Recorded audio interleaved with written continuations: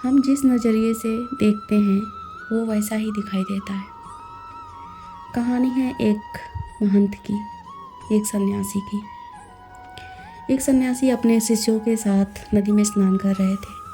वहाँ रास्ते से गुजर रहे एक राहगीर जो कि व्यापारी था, सन्यासी से पूछता है कि हे महाराज, मैं यहाँ पे नया नया आया हूँ, मैं यहाँ के बारे में कुछ भी नहीं जानता हूँ, व्यापार करना चाहता हूँ, मैं आपसे जानना चाहता हूँ कि यहाँ के जो लोग हैं वो कैसे हैं, यहाँ का समाज कैसा है। तो सन्यासी जो थे वो मुस्कुराते हुए बोले कि पहले आप बताओ, आप जहाँ से आए हो वहाँ के लोग कैसे थे। तो व्यापारी ने बोला कि वहाँ के लोग तो बिल्कुल भी अच्छे नहीं थे, कपटी थे और बहुत ही बुरे थे, इसलिए मैं वहाँ से सब कुछ छोड़ छाड़ के यहाँ पर नए जगह पर व्यापार करने के लिए आया हूँ। तब सन्यासी ने मुस्कुराते हुए कहा कि यहाँ के लोग भी वैसे ही हैं जैसे कि आप छोड़ के आए हो। फिर वो व्यापारी चला गया। कुछ समय गुजरा, वहाँ से एक और व्यापारी गुजरा।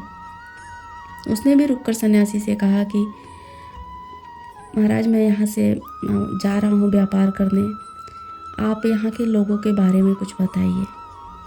फिर सन्यासी ने कहा कि आप जहाँ से आए हो वहाँ के लोगों के बारे में बताओ।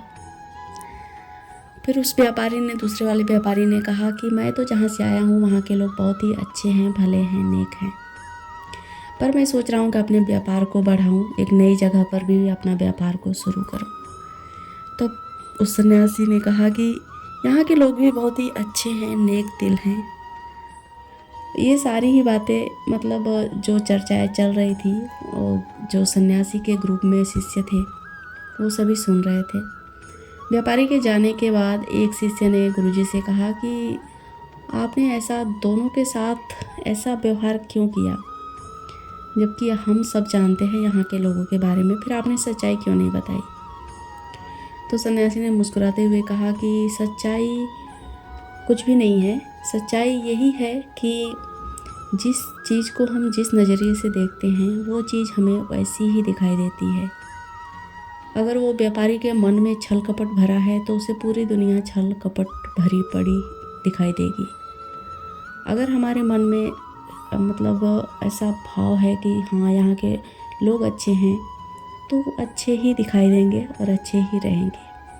बस हमारे समझने और देखने के नज़रिए के ऊपर डिपेंड करता है कौन सी चीज़ कैसी है।